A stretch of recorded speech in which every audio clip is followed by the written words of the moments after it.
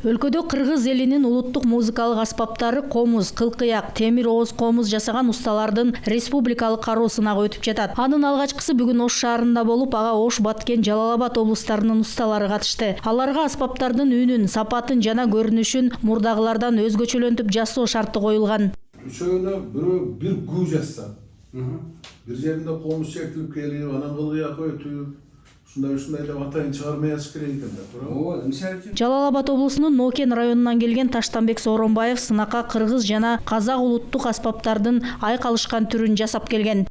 Үндөр айырмасы чыгат, ар түрдүү болуп чыгат. Анткени баягы үндөрү жыгаштын кургашына жараша, аны жасалышына жараша, анан кийин анын чабылышына жараша, анан баягы жакшы чыгыш үчүн баягы мындай көңүл буруп жасаш керек. Ар бир деталына көңүл буруш керек. Бардыгын жакшы кылып, кылын начар таап койсоң болбой калат.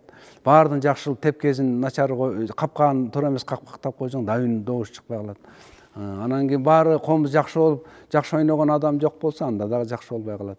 Бардыгы төрт жагынан төп келгенде гана ошо аспап өз максатына жетет.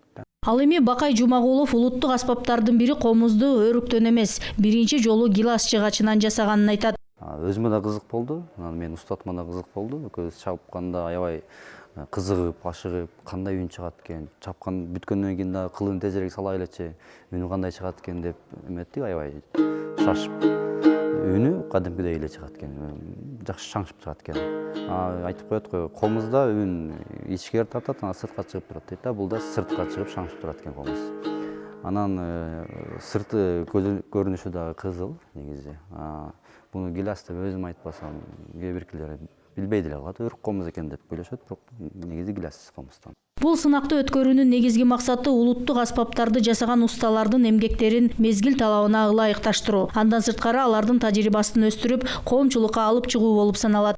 Биз дагы ошол оркестрдеги аспаптардын санын көбөйтөлүп, анан партитураны вертикалдык жактан окуганда ушунун ортосун толтуралы деген максат бар да. Бул музыканын тилинде түшүнүктүү. Ошондой максаттарды аркалаган кароо сынак бул. Бирок биздин бүгүн сүйүнүп атканыбыз канткен менен эл ич өнөргенчи деген чын. Мына түрлүү комуздарды, түрлүү аспаптар жасагандар чыгып атат. Бул абдан жакшы көрүнүш. Биз мындай болот деп ойлогон эмеспиз чынында. Бир бетке эле бир аспаптарды көрсөтөт го дегенбиз, жок. Жаңылык, жакшы аспаптар бар экен. Карамолду менен Алымкулдун комузунун үнүн оригиналдын өзүндөй болушун тапкан жана аспаптардын үнүнө, жасалгасына жаңылык киргизген усталарга артыкчылык берилет. Кароо сынак алдыда Балыкчы жана Бишкек шаарларында да өткөрүлөт. Жеңүүчүлөргө акчалай сыйлыктар берилет. Айтсак, бул сынак Маданият министрлиги жана Музыка ишмерлер союзу менен биргеликте уюштурулган.